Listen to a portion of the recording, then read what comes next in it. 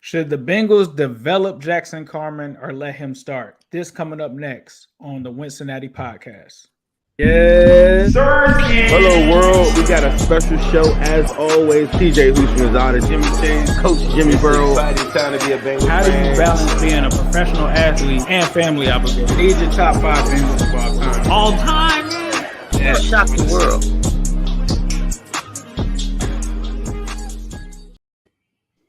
Welcome to the Wincinnati podcast. He is Zim Hude. I am Ace Boogie. Zim, how you doing today, bro? I'm doing all right, man. I'm feeling good. Weather is so weird. 1 minute it's raining, 1 minute it's kind of warm. I don't think the world knows what season it wants to be in. I know that it's always Joe Burrow season. I just was talking trash to somebody. I don't even call it trash for real. It's just talking truth. Like, bro, this man is coming fresh off a non-ACL injury. Like, people forget about the mobility about Joe Burrow.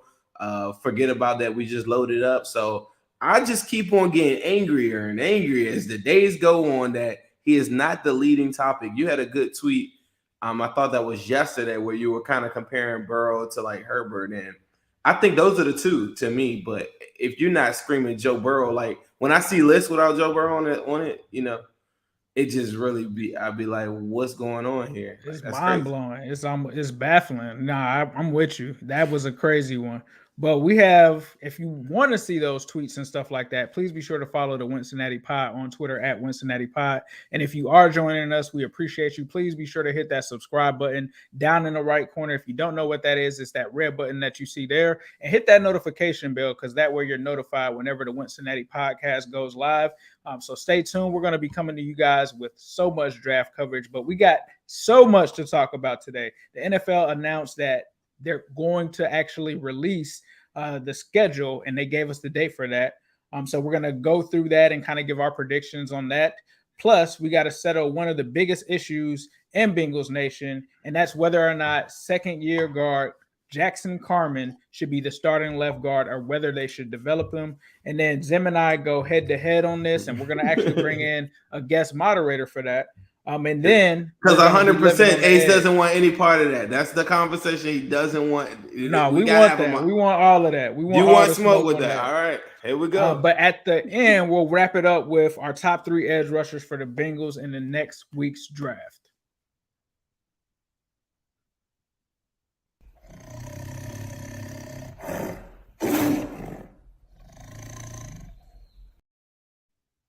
All right, Zim. So the NFL announced that May 12th, they're going to release the full schedule. What are some of your thoughts on the schedule? What are things that you want to see? What are things that you don't want to see when it pertains to the Bengals schedule? For me, I did the London trip. I was talking to our guy Ryan just now, or earlier today. I did the London trip already, so I'm not really too crazy about that. I don't know if you guys heard that on May 4th. They're going to announce the international games before they even announce like the actual schedule games. So if they go to London, it's cool, but I don't think I'm going to go, which is kind of – but for me, I'm looking for 4 primetime games. If I get 3, I know I get flexed into 4. I say I and we because I really feel like I'm a part of the Bengals. So anybody in the comment, I know somebody going to be like, why does Zoom keep on saying we? I feel like I'm an honorary member of the Bengals in my head. I am not. All right, so 3 primetime games. The one thing I want is I want to beat the brakes off the Chiefs early. I'm hoping that that's the first game of the season, that rematch. I think that people might want to see that. I think a lot of people want to see that. And usually at the beginning of the season, you see a rematch of the AFC title game and sometimes the rematch of the Super Bowl. And the NFL does that. So I want to cream them, bust them up again. You know, we swept them, so I'm gonna go for the trifecta.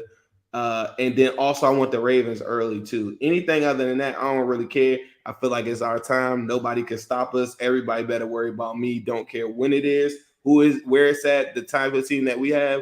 We ready to run it on the road, at home. Don't care. Let's get it. Definitely want the Ravens early, so there's no excuses as far as health or any of that. We want them fully healthy. So definitely want to smoke with them. I'm gonna agree with my man Diddy. He made a comment earlier saying that he wants the New Orleans game versus us actually in New Orleans. I have to agree with him on that, especially with Jamar and Joe Burrow returning to Louisiana. That's much better to me instead of them going international. No offense to the guys across the pond. We appreciate you guys for supporting. We even know some of you guys listen to the show. But as you said, the primetime games as well, I would have to tip my hat to as well. If the Bengals don't get more than 2 primetime games, I might lose my mind, honestly. And of course, we definitely want to see that Pat Mahomes, Joe Burrow rematch. But moving on, there's another big trade, and I can't believe that we're saying this again because this has been a crazy offseason, but Deebo Samuel has officially made his trade request. I remember talking about this a while ago because a lot of people jump on Twitter and they're like, Ace, why do you retweet these rumors accounts? They're fake. They're not real and this and that. And I retweeted one of them. And now, a month later, what that account said is happening. What do you think about Deebo Samuel requesting this trade, and where do you think he'll land? I think you know it's so crazy when this first came out. I was at first, I might even tweet. I said, man, as long as he don't go to AFC North, right? I honestly, unless it's the Browns, like I just don't even think it. I'm not worried about it. We were talking about this before the game. I mean, before the show. If you were to go to the Ravens in some crazy scenario, it looks like he's probably going to go to the Jets or somebody like that anyway. But if he were to go to like the Ravens in this unique scenario, I feel like it takes away all the money and all the resources that they would have to other positions. Because I know a lot of fans think the Bengals are cheap. The Ravens do not pay. Like they do not play like superstar talent. Like they get guys in their system. I would love for them to have him soak up all that money. If he gets hampered with any type of injury or anything like that, they're still back to square one. Even if he plays, I don't even feel like that's the type of wide receiver that's a bigger threat to us. I might eat my words later, but I do think Lamar Jackson would work really, really well with him because of the style of like pinning off the defense, scramble drill, stuff like that. Sure, he would go off, but look at Deebo when he played us. He got his touchdown on a running play. He says he doesn't want to run the football. So those are my thoughts. You know, another thing I thought of real quick, Trent Williams in his interview with remember when I Am Athlete and Ocho Cinco was like, yeah, you know, you should come over. Like, say Deebo leads there and then a couple guys lead there or whatever. Like Trent was saying, he didn't say never type thing. He was like, you know, right now I'm in a contract. It might line up at the same time as Jonah. You don't know, yeah, but you know, like I just look at some things like that. I feel like it could tear apart the 49ers a little bit. And Trent is a guy I always wanted. I don't think the Bengals will be interested in a guy that old, even if he is playing at the level that he's playing at. But for me, I mean, I'm talking about like, bro, I don't care who then you get me back in Panay Sewell mode. Like it doesn't really matter who they throwing to. Everybody's open because we got all the time in the world. Trent Williams on the left, Lyle Collins on the right. Woo! That's crazy. That would be super crazy for sure. As far as Deebo's trade request, I'm not surprised by this. I think, like you said, if he does leave from there, that kind of takes the 49ers out of contention to me. And like you said, when we played against him, he really didn't do much outside of that run for a touchdown.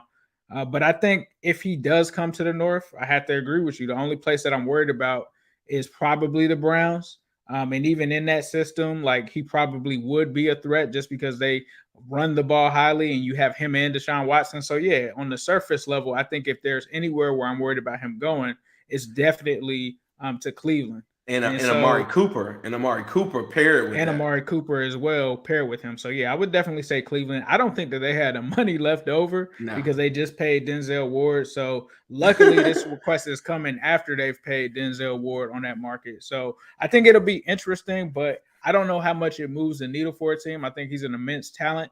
But if he doesn't want to be utilized the way that he was utilized, why would you pay him that much money? It just wouldn't make sense to pay this guy. It's like essentially paying Lamar Jackson to not scramble. Like, oh, I want to get paid, but I don't want to scramble. So from that end, I think that's how it is. But throwing some things out, speaking of throwing some things out, the Bengals have some more players coming up for the first pitches. They got Trey Hendrickson, they've got Eli Apple, they got Von Bell. What are your thoughts on this? Because I feel like, and I was saying before the show, this seems kind of like the Reds are in desperation mode because nobody's going to the games. And so they're using the Bengals as their pawn to get Cincinnati Reds fans back into it after the owner had some not too nice comments about the city. I feel like it's weak. Like, the people that I know that really, really like the Reds and really buy into a lot of different things, they're, like I listen to a lot of stuff. I'm not a big baseball fan until it gets into the playoffs, but I feel like it's a little weak. And this is the one thing that I think, that's a different crowd, right? I don't think people are thinking about this. What is Eli Apple supposed to do? Is he throwing? What is his role in the whole thing? I think he will just be one of the people throwing out the first pitch. That's a different type of crowd, bro. Like, I don't know if that type of, like if the people that really that follow baseball that aren't really like football savvy like that, I don't think they're Eli Apple fans. So that's another part I don't think nobody's talking about. Like, he could possibly hear some bluebirds out there. I think Trey Hendrickson is an interesting one. I would want to see, like, how does Trey Hendrickson throw? Like, he is a massive man. And Von Bell is a Cincinnati legend. So, I think they would know Von Bell. I think everybody knows Von Bell after the I don't think they would have a problem with any of them dudes, but Eli is the most polarizing guy on the team. Right. Like, they if they really want to do this, right, they probably, got like a little safer, like somebody like Eli Apple doesn't. I think it's dope though that he's out there, right? Like, he is a polarizing figure and stuff like that, but it's cool to show that there is a city outside of the Twitterverse in Cincinnati that supports him and, is putting him on that stage to do something that. Because let's see how well they receive it. I don't think nobody probably thought about that until I just threw that out there. I just don't think that he'll be as well received. I don't know what his role would be, but when they come to walk him out and say hello, I think you might hear a couple bluebirds. Just because people don't really follow football like real diehard Reds fans, they're not diehard Bengals fans. So, like, you couldn't tell them a PFF, like, they don't know PFF. They just know, like, oh, Cooper Kupp scored on them in the touchdown. And every time I go onto the internet, everybody's trashing him. And I think he sucks. Yeah. And we need to draft a corner first round. I think the average Red fans is probably y'all can tell me in the comments. Like, tell me, am I wrong? That's facts. So, moving along, we talked about it being 9 Joe Burrow days last episode. Now we are 7 Boomer Esiason days away from the draft. What do you think it is going to take, and how long is Boomer going to have to wait for him to be a member of the Ring of Honor? He not had that long ago, because, we got to get Ken in. We got to get Will. When I say Ken, both the Kens, right? Or we got one Ken in, right? Yeah, they're already in. Both of them are already in. Oh, all right. For me, Boomer would be like, I didn't grow up watching Boomer like that either, though. Like, I was a Jeff Blake guy, So for me, Boomer would be like my 6th, 7th choice. I got like 5 other guys I think will go ahead of him. I think Boomer that's what makes it tough, right? Because since they came before a guy like a Chad Johnson or Willie Anderson, it might come off disrespectful if one of the guys that came after them go in before them, but it still makes it tough. I think, me personally, I think Boomer gets in just because you have a large part of this fan base that were Bengals fans from the 80s and stuff like that, right? And Boomer, at the time, really, I think, obviously, Ken Anderson was up there and is probably considered one of the best. But I think after that, if you're talking about from that era specifically, I think you have to tip your hat to Boomer. So I think because we have, such a, I guess I would probably say huge kind of demographic between the different ages, I think a lot of them would tend to be season ticket holders. And as we know, that plays a part in this vote. So I think Boomer actually gets in maybe this round. Like if it's not this time, I think next year Boomer's definitely in there. I said for me, I think he'd probably be like my 7th choice or something like that. I think I agree for with you. if you took a poll or something like that, he couldn't fall no further than 4. So if he doesn't get in this year, that would mean he's locked for the following year.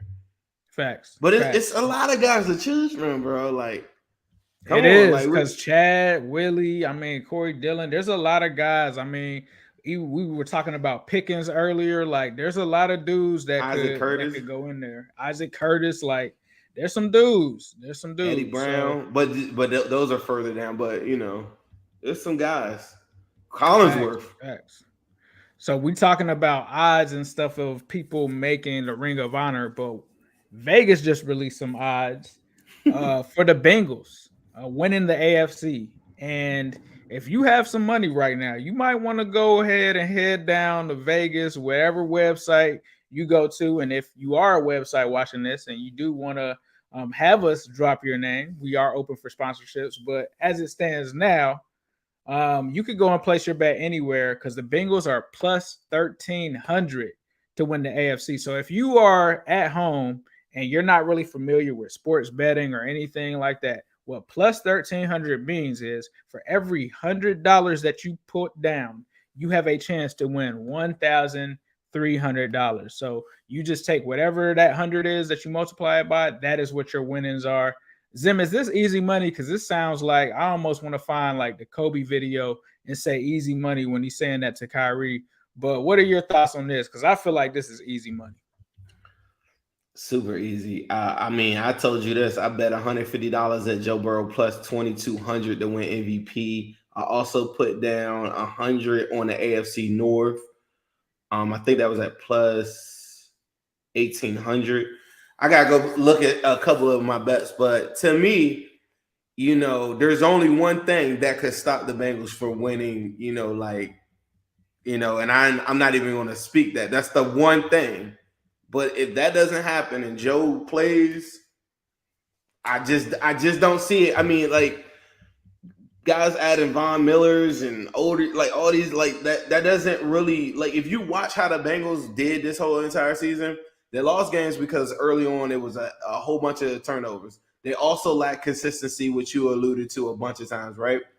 So those two things, I think, like with the cohesion of the offensive line and just the team and how the defense found its niche, like all the way through, yes, there'll be ups and downs. But I keep on telling people this. In your heart of hearts, do you think that your team could beat Joe Burrow in a life or death situation? And there's only about 2 or 3 teams that I think you would even take. And one of those teams, the Chiefs, got worse, right? So that's one down. I don't have to play all of these teams. I only got to play one team in the NFC. The Rams, I do feel like I don't even know if they got better. So like OBJ's going, you know what I'm saying? So like, all right, but that's the NFC side. But just the AFC side. When Ravens fans talk to me about who is missing, so you're missing Ronnie Stanley, Dobbins, and Marcus Peters. Anybody else that you can name is a bum to me, for real. Like none of them dudes. Like you think that that's gonna move the needle now to like now suddenly like Dobbins is gonna run. Like we're about to go get more defense. Like I just don't see it. Like nobody did enough. Like everybody just played musical chairs to me. And the one thing that the Bengals did is they retained. And then at the tight end position, I feel like they got better. Like am I missing something? Like to me, it's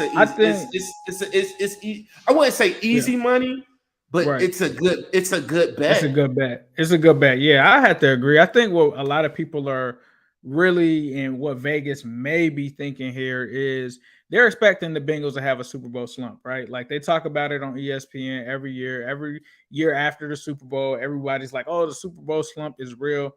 But to be the seventh best odds to win the AFC, like just think about that. Like the playoff seeds are 1 through 8 or something like that, like or 1 through 6. That's basically saying like, oh, there are all these other teams in the AFC that are gonna win instead of the Bengals. I don't know if I can buy that. Like, you might be able to sell me with, hey, the Bills have a chance of winning it. All right, cool. You might be able to sell me with, maybe the Browns, possibly, right? Okay, cool. I don't see 5 other teams or 4 other teams outside of that having better odds than the Bengals. Like, I just don't see it. Like, I don't see it with But even those scenarios, bro. Teams. Even those scenarios, I say Chargers, Bills, and Browns. Maybe those 3, right? Maybe the Broncos. Maybe the Broncos. Like, maybe the Broncos. Yeah, I wouldn't bet against Russell Wilson. Maybe the Broncos. But in all of those scenarios, do you feel like all of them teams are like so loaded up that you like their chances in a life or death situation in the playoffs? No, I don't. The answer is always going to be no. Like, and that's the part. Like, that people might at the end of the year they might show you whatever stat they're doing the same thing with Herbert right now as we saw, or whatever. They try to. I saw a stat today who had the best rating out. The best rating out. The best rating outside the pocket. I saw some weird stat like that today, right? Under no circumstance did anybody that you can name outplay Joe. And even when they try to bring up the playoffs, go look at all those games. The quarterback rating is high in all them games. I don't care about none of that QBR. But here's the thing with the Chargers, and it's funny because they're gonna think that I'm a Burrow. I mean, not a Burrow. I'm a Burrow truther, obviously. But they're gonna think that I'm a Justin Herbert hater. And Zim, you already know, like when Herbert was doing his thing his rookie year, I was telling you, I was like, Herbert is on his way. He's coming. But here's the thing: the Chargers are like the West Coast version of what the Bengals used to be. Like, remember when we would have the games that we couldn't put away and this and that? Like, that is what they are. And like, for people to say that team is going to win the AFC championship, they're going to have to show me that they can just make the playoffs. Like, when Herbert had when Herbert had a chance to make the playoffs, he folded. Facts. But we got our special debate coming up. I want to introduce our moderator, producer of the show, makes everything happen. My man Ryan. Ryan, what's going on, bro? What's up? I'm glad to get a little FaceTime today. Yes, sir. Everybody, this is Ryan. Check him out, everybody. Ladies, he's already married. Back up. So, a lot just to kind of bring the veil back a little bit. As we put together our show a couple days a week, we're constantly having text discussions, phone discussions, and you guys are passionate about almost everything. But I don't think I've ever seen anything that you guys are as passionate about as the Carman conundrum, as we're calling it. Yeah, I think it's time to talk about It's the Carman love fest from Ace over here. I think it's time for us to settle the debate on whether or not they should just hand him a starting position, or if they should bring back Q, or if that's a position of need in the draft. I think we all know this roster is loaded, and the left guard position is probably the only one that has any sort of up for grabs feel to it. So I'll let I don't want to take any of your guys' answers, but I'll let Ace go first here. Let's get into it. So, like, for me, I just had to pick up the card for Jackson Carman, and this is why. I feel like before the pick was even in, because I remember walking around on Twitter when it kind of leaked out there, and I heard firsthand. I was one of the first people to hear that we were taking him, like, day of the draft. As soon as that started to get out, Bengals fans didn't like him. They never gave this kid a chance. There was already people with their pitchforks before the card was turned in. And what did people do? They just waited for any particular moment to just pounce on the man. First of all, a lot of people might try to say these are excuses, but let's move in the real world. Jackson Carman, one of the most athletic linemen in that draft. That is a fact. This dude was the number 1 lineman coming in from high school. Was 6'6" in high school, right? And did a great job for the Clemson Tigers, blocked for that future number 1 pick over there, but primarily played left tackle. When the Bengals selected him, there weren't a lot of actual opportunities there, even before they traded the pick, because Landon Dickerson went the pick before. So Landon Dickerson wasn't an option. So this is what happened. The Bengals said, all right, we'll trade down. We'll get Deontay Smith, and we'll take Jackson Carman. And that was the plan because the Bengals weren't looking for a center because they already had Trey Hopkins. That was the plan.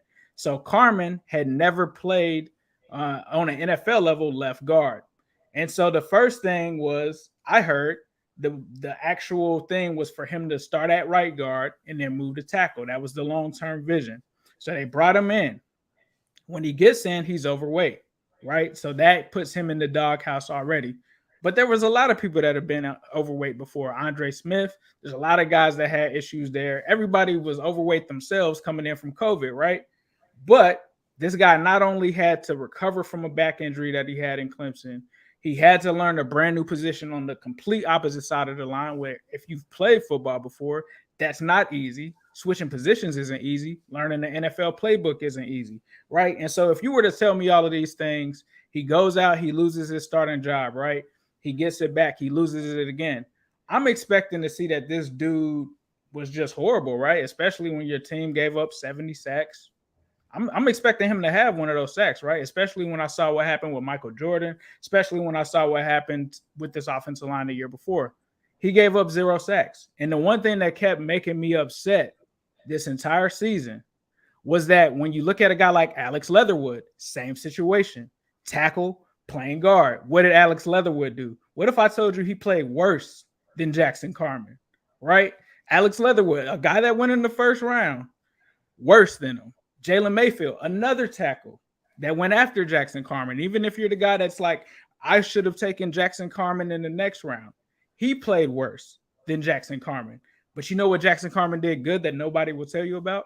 What? The run blocking. They won't talk about the run blocking. They want to talk about the pass blocking. They won't tell you that Jackson Carman is one of the Bengals' best run blocking linemen.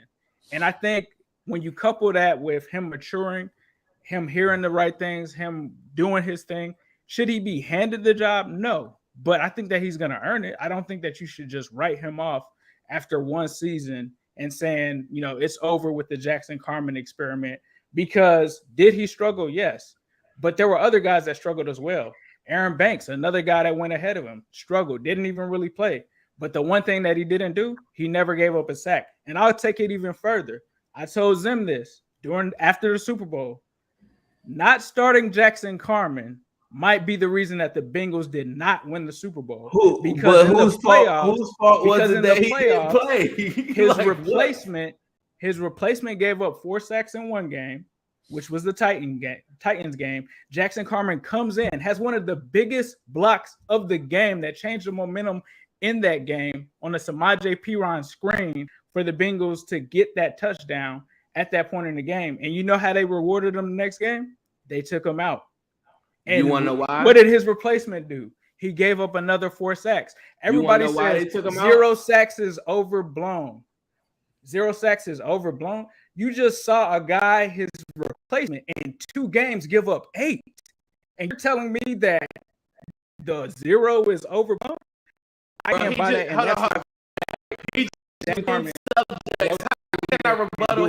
I have to remember all this foolishness now. He just the went through like 10 foolishness is that he shouldn't that I want to get a fair chance to start. He deserves to. Bro, he just went through like 10. All right. I'm gonna just go off of what I just remember. First and foremost, he didn't play in the following games because if you watch the tape on the Chiefs game, his pass blocking was horrendous in that game. On the 3rd and 27 play, Burrow gets killed. The other play where he manipulates the pocket, moves out or whatever, it's Carman's guy. 2 penalties in that game took away a sack. He's the Houdini of sacks.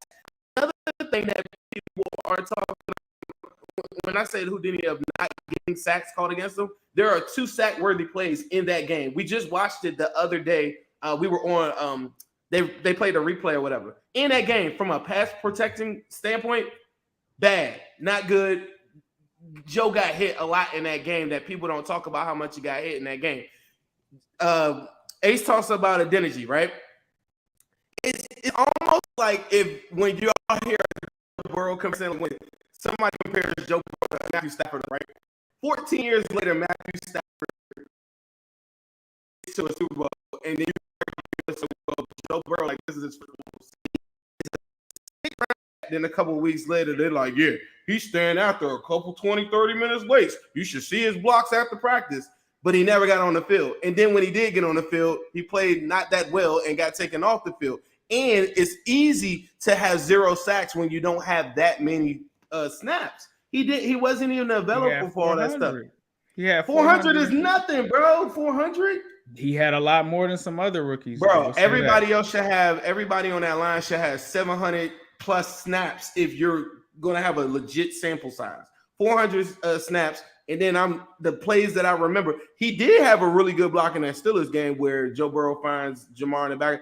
One of the best pockets all year. Also in that Chiefs game. Oh, nobody interrupted you on yours. Hold on. You went about 5 minutes, like no interruptions. Check this out. Adeniji, who he's comparing is a 6th-round dude that's playing out of position.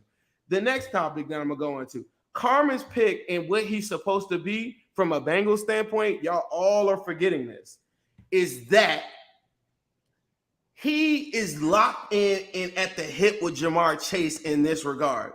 The reason why you passed on Penei Sewell is because you're able to identify, okay, cool, we can get Jamar because we have a starter here in the 2nd round that's going to be ready to go. I understand that offensive line and linebacker and tight end, to me, are the 3 most, the positions that take the most time. You talked about Landon Dickerson, and you talked about guys. I'm going to tell you another guy that I thought a lot of people had a high grade on, Wyatt Davis, who didn't play a snap. But the Cosmes of the world that did play snaps and played way better. Cosme did. Let's look at the PFF on Cosme. But Landon Dickerson. So Ace talked about Landon Dickerson, right? We were at the pick 38. They traded out of the spot. All they had to do was go up 1 spot. So he's trying to make an argument on the guy that just went 1 before. Landon Dickerson's PFF grade 100% creams whatchamacallit. So Landon Dickerson could have been the guy, and we're not even going to talk about Creed, who probably could have been all-pro center year 1. And then if we're talking about playing out of position, that's the one thing that I don't trust the Bengals to do, is to get one guy to play in a different position. Creed would have played at center, and then Trey Hopkins would have moved to guard, and you have a legit plan, a legit thing. That's what this draft is about to me again, is that if you think for 1 second you could trust this guy to not come up with more injuries after he had back injuries and all this stuff, and he did that in college too. So y'all banking on his health, you banking on the mistakes that he made, and Frank Pollock and staff benched him throughout the season. And when it was time for the Super Bowl, and coach said, "Hey, you know what? Carman's going to play." Guess what Carman did? He shows up on the injury report out of nowhere. Y'all don't think that that's like a red flag? Like the biggest game of your life, even if my back is hurting, I'm trying to play in the Super Bowl. So right before the Super Bowl, now all of a sudden you got a hurt back. So this isn't about like the development of it. I believe in Carman year 2, year 3 might be really, really good. Who knows? I do get that part. That's not what I'm saying. But if you think that you could go into this season and say Carman is the left guard, say Linderbaum's on the board. Linderbaum represents this year's Creed. Zion Johnson represents this year's Landon Dickerson. If you are being a Bengals heavy thinker and you're being silly about like, okay, this is the guy and I'm banking on him, there's 2 trains of thought. One train of thought is I invested a lot of draft equity into this pick, so the guy needs to play. The second train of thought is that if I could come with a flawless line, I could score 30-something points a game, and there's no question. If I got to figure out if this guy is the guy and I don't got to deal with his back or any nagging injury, I don't have no time for excuses. So if he comes out there one day and tells me that his back hurt, I'm pissed. And that's how I'm feeling about it. Whereas if you come out there with Linderbaum at center, he would start day 1, no questions about it. You move Karras over the left. You move Karras over the left guard. You hit the ground running and you nail people. You stake them to the ground and it's over. Got you. So I got a couple things to say to that. The back injury. That was one of the reasons he also lost his job, right? Because you remember that happened in the Jets game. It wasn't just play-based. Here's the other thing. Tevin Jenkins had a back injury. Did he suit up? I didn't see him suit up. Also, you also said he claimed, or did he put himself on the injured list? Like, I don't see that happening. How do we know that the Bengals didn't do that? How do we know that the coaching staff didn't do that? Like, to me, if you've been waiting to play in the Super Bowl, I don't see Jackson Carman saying, I'm not playing in the Super Bowl. We saw CJ Uzomah say, have that injury and do whatever it was that he needed to do to get back to playing it. I can't just say that Jackson Carman decided himself not to play in the Super Bowl when he just played the week prior and played his butt off, by the way, and outplayed his competition in front of him. So I think it's tough for us to say that. The other thing is this. You are right about Landon Dickerson. I agree with you. We had a conversation with a coach earlier. It's more easy for an interior lineman to transition to the guard position than it is the guys on the outside. So I agree with you. Creed Humphrey obviously would be better in that transition, and so would Landon Dickerson. Landon Dickerson, because he was taken before the Bengals pick, I can't control that. Now, I agree with you. If the Bengals did want to trade up and get him, then they should have. But I think right now, the best experience for Carman is reps. You have to give him experience. You have to give him a chance to get used to not only the right side. Now he's going to be on the left, so I think that bodes well. But it's almost like wiping your butt with your left hand if you were right-handed. You can't just automatically dive in there and do your thing. But let me ask you a question. You said Carman wants reps. 100%. I get it, right? But say you go to the draft and say Linderbaum or whatever your plan is to just go with Carman is in place, full in place. We go corner, whatever. I ain't even think of offensive line after that because none of them dudes going to be able to start on this line, not a Super Bowl line, right? So say he comes to camp, say all this stuff, like say you go out of the draft and you don't get another offensive lineman. Say his back starts to mess up or whatever, or he comes up with another injury. But hold on, let me ask you the question. Okay. If that were to happen based off of what has already happened, now what's your plan? Now you got a hole and you in the same position you was last year at right guard. What's your plan? And I get that, but I mean, I wouldn't be in a plan where I'm like, don't take any offensive lineman whatsoever. Even if I took Linderbaum or something like that, I would still probably take another lineman. So, like in that situation, if you take Linderbaum, then Carman. In that situation, all right, let me flip it. He's not going to see the situation. In that situation, let's say Lyle, Lord forbid, goes down. I know that I can slide Jackson Carman there with no problem because he's played tackle before.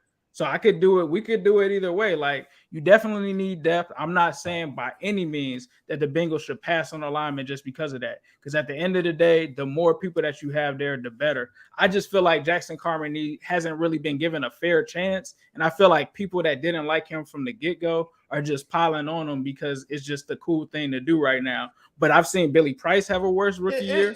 I've seen Michael Jordan have a worse rookie year. I've seen a lot of guys that were way worse off than Jackson Carman. Sedabway, Jake Fisher, and I see him getting grouped in these guys, and I'm like, is it that the coaches made the decision not to play him, or is it the talent? Because we saw both guys play at the same time, and we saw which was the better one. So why was he on the bench? That's my only thing. Let me ask you this, or maybe I'll ask Ryan this. I'm still asking the same question. It's not that. Listen, first and foremost, I want Jackson Carman to succeed. If Jackson Carman came in or whatever, I just don't think that that's a good plan. You just don't want to take the risk, which I understand. But this is the thing. This is why that's why this conversation is so important. This is the part I think I want you all to understand. If you take Linderbaum, Jackson Carman won't see the field. I promise you that. You got to trace the money. Linderbaum will start at center, and there's no questions about it. Karras, who you just spent all that money on, will go to left guard. The only way Jackson Carman would get on the field is if someone got hurt. So by you saying like, yeah, take another offensive line, if you do that, then the Jackson Carman plan is over. That's what I'm trying to tell you. Like that's why I'm saying if you take a offensive line, if you take it can't be anybody else. It can't be Zion. It could be Zion. It could be Zion. There's no point in me taking Zion Johnson. I could see Linderbaum. There's no point in me taking Zion Johnson if I had. All right. Jackson you know Carman. how you feel about that? This is why when I tell people, don't be surprised if the Bengals don't take an offensive lineman first round. If they don't, if they go the whole draft, what's the point of drafting another offensive line? You think a tackle going to beat out Isaiah Prince? I don't think a tackle will beat out Adeniji. As bad as y'all think Adeniji is, he's good at tackle. He's not good at guard. Right. I think your backup center, Trey Hill, who you already have in place, is going to be right there. You might need somebody there. You might need some competition there. So maybe you go get a center like Cam Jurgens or somebody like that in the fourth round or something like that. But he's still not starting. And that's the point I'm saying. Like, this is a life or death situation. That's why if you are Team Carman carrying, you can't be a Linderbaum dude, because if you pick Linderbaum, I'm telling y'all now. No, I'm not a Linderbaum dude, but if I'm a Linderbaum there, boy. Give me a Linderbaum card. But if there's a Jabo there, and you already got Carman, who are you taking? If Booth is there, and you already had Carman. In Linderbaum, what are you doing? Yeah, Linderbaum. I'm taking Linderbaum because I know that Jackson Carman, I know that he will develop fine. I think he'll be good. And say somebody goes down, you talking about arguably some of the best depth in the National Football League. What I don't want to do is come out of the draft and be banking on this guy to start 17 games at left guard. I'm gonna tell you, if they don't get, don't think he's a starter. So you don't think Jackson Carman is a starter? He's a fringe starter until I see different. And fringe. And I'm gonna tell you another killer. If they come out of this draft and they don't take and they don't get an offensive line, and they come out and they get and they think Jackson Carman, you know who they're gonna sign? Quentin Spain. And guess who's gonna beat him out at left guard? Quentin Spain. You still not gonna. I'm trying to tell you, y'all really high on Carman. Well, Quentin Spain gonna beat him out. Quentin Spain not gonna make mistakes in practice. Watch what I tell you. Facts, but that's a good Quentin Spain is working out with Joey B every day, just on standby. If they come out of this draft and Carman goes up against Spain, I promise you Spain gonna beat him. Well, let me ask you guys a question. Do you think that because of the trade back last year and some of the names that people were so excited to see the Bengals select with the trade back, those guys all came off the board? Has that sort of lifted the expectations maybe a little unfairly for Carman, because people think, well, we could have had that guy or this guy, but we traded back and we have Carman. Is that fair?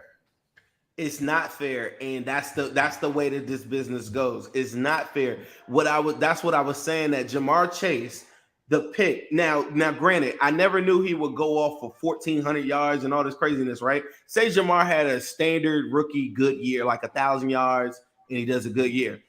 It would be such a bigger microscope on Jackson Carman right now that people don't realize. It's just that Jamar Chase catapulted themselves all the way into the Super Bowl with Joe Burrow, right? And the reason why I say that it's so important is because by you not getting Creed Humphrey or by you trading back, it's like almost like arrogance to say like, oh yeah, now we got this covered. And we don't have, at the time, they didn't have those positions filled. Xavier Su'a-Filo was going to be like the starting right guard and whatever, right? So by you picking Jackson Carman, you're pretty much saying the reason why we passed on Penei Sewell is because we feel like our second round person is starting caliber, period. And that's why I never had no excuses for him. I don't care that his back is hurt. Tell the medical team to get a better medical staff and look at him right. And I don't care about none of that crap. He better suit up. Again, for me, I think like a lot of people say that until you actually look at the numbers.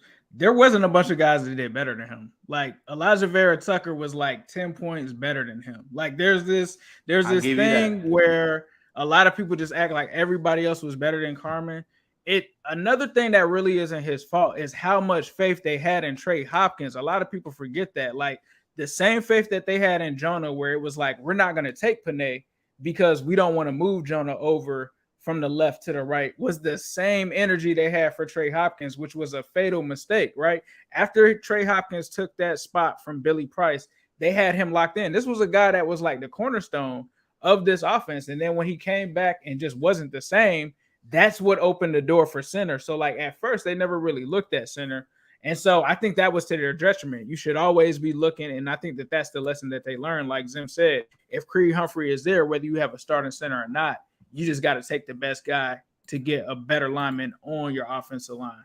I would be, hey, look, and you talked about Tevin Jenkins. I think Tevin Jenkins is going to be fine. And I would be a asshole to be saying, man, Tevin, and naming you're 100% Dylan Radins. Guys, those are guys that are also Dylan Radins did do good. Yeah, he was okay. He was okay.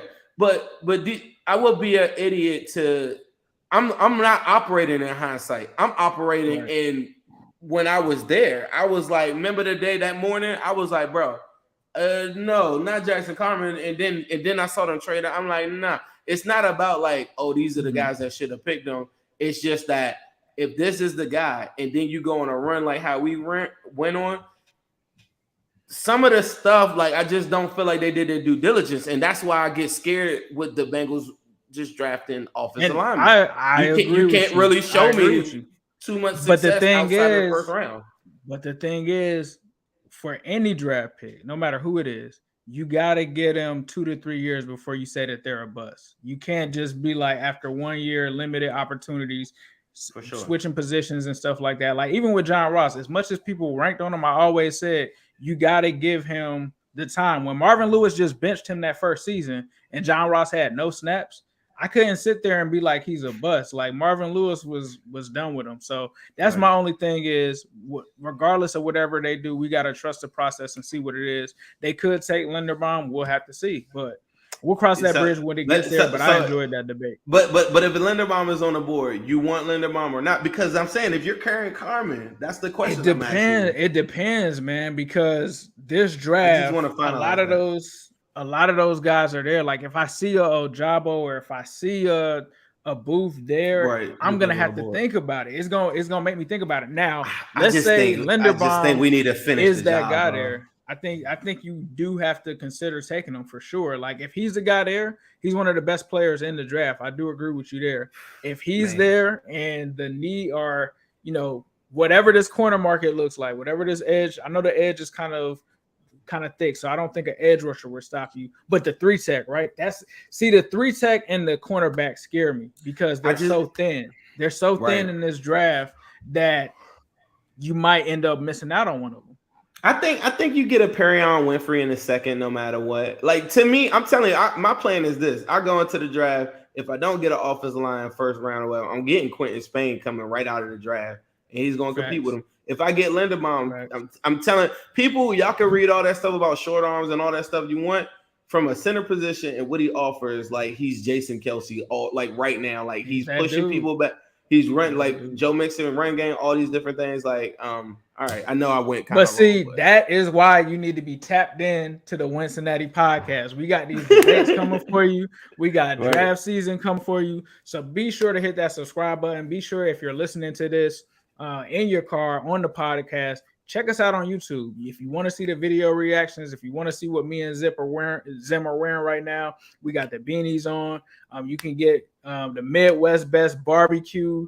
Make sure that you get you something to eat there. Make sure you go to zimhuday.com to check out your Burrow Babies merch there. I've got the Migos merch as well at newstripecity.com. But leave us reviews, leave us your contents, and then we want to hear from you guys because we got people, if you're just listening, we have people right now in the chat going crazy, so we appreciate that. Thank you guys for putting your opinions in there. And stay tuned with the Wincinnati podcast.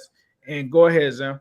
Hold on real quick. I want to know, Ryan, after hearing both sides, we just got to close this out the right way. After hearing both sides, not about who won, what do you feel is the best option?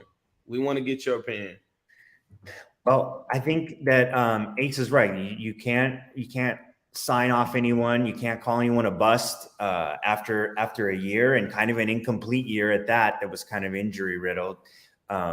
So competition only makes you better. So I think you bring in the best players to compete. And if that's a left guard to compete with him, then I think that's what you have to do. I don't think anyone, especially someone who's unproven, deserves to just be handed a job. Okay. Facts. But I was just revisiting that Carman trade. Without the trade back, you don't get Evan McPherson. So I sort of like the trade back. Ooh.